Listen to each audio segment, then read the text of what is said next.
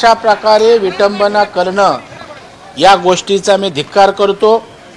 यामागे कोण आहे त्याचा निश्चितच पोलीस शोध घेतील आणि संबंधितांवर कारवाई करतील अशा प्रकारची अपेक्षा मला आहे। जर कोणी विटंबना करत असेल तर ती प्रवृत्ती त्याच्या मुळाशी कोण आहे शोधून कठोर कारवाई या ठिकाणी सरकार निश्चितच करेल अशा प्रकारचा आम्हाला पूर्ण विश्वास आहे।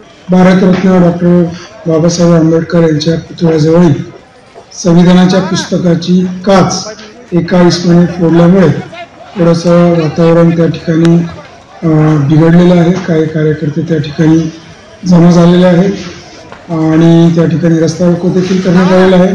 तथापि त्या इसमाला आम्ही तात्काळ अटक केलेली आहे। तो पोलीस कस्टडीमध्ये आहे, पोलिसाच्या ताब्यात आहे। गुन्हा दाखल करायची कारवाई सुरू आहे।